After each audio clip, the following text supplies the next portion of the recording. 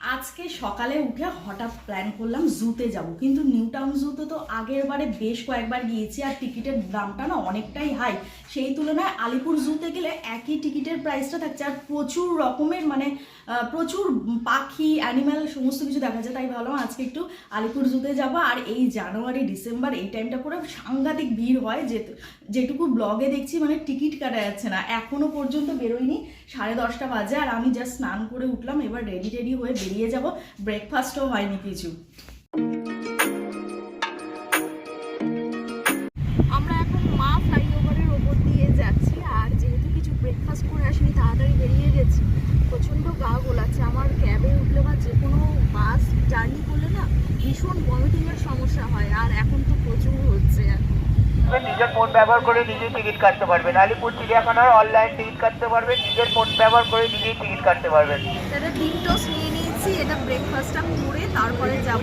প্রচণ্ড ভিড়, আর অনলাইনে টিকিট অলরেডি কেটে নিয়েছি। গতকাল এতই ভিড় হয়েছিল, 85,000 টিকিট সেল হয়েছিল, তাই কোনো রকম লাইনে দাঁড়িয়ে টিকিট কাটার সম্ভাবনাই নেই।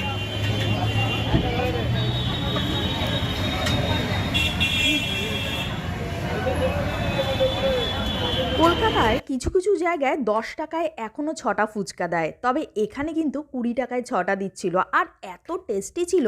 বিশেষ করে পুদিনার জল থাকায় আমি 20 টাকার জায়গায় 40 টাকার ফুচকা খেয়ে পেট ফুলিয়ে নিয়েছি।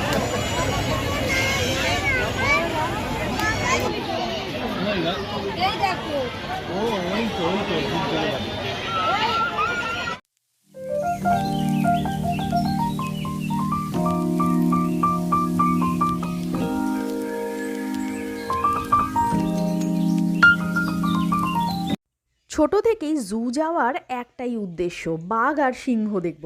সেই মতন ছেলেও কিন্তু বায়না জুড়েছিল, তাই সবার আগে বাঘের খাঁচার সামনে গেলাম, কিন্তু এতটাই কপাল খারাপ যে বাঘ দেখতে পেলাম না।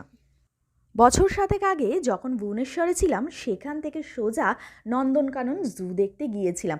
ওখানে কিন্তু পরিবেশটা পুরোটাই একটা অ্যাডভেঞ্চার, কিংবা একটা গা ছমছমে ব্যাপার।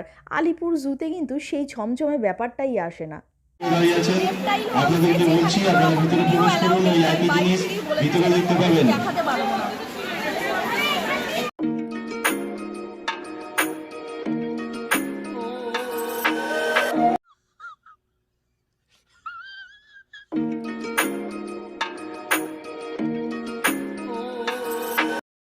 A few moments later.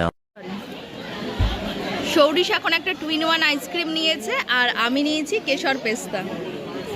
ওরে বাবারে!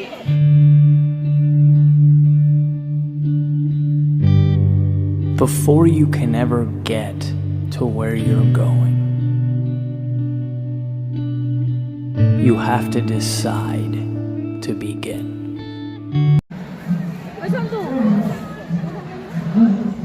সিংহীর গর্জন শুনে যা অবস্থা হচ্ছিল, মনে হচ্ছিল এই মনে খাঁচা থেকে বেরিয়ে আসলে সোজা ছবি হয়ে গলায় একবারে আমাদের মালা ঝুলবে। এখন 3:10 মোটামুটি কমপ্লিট করেছি, তবে অনেকগুলো দেখিনি, যেমন জেব্রাটা দেখিনি। এটা নিউ টাউন জুতে অলরেডি দেখে নিয়েছি, আর আমাদের ফিরতেও অনেকটা লেট হয়ে যাবে, তাই এখন বাড়ি ফেরার পালা। আজকের মতন বাই।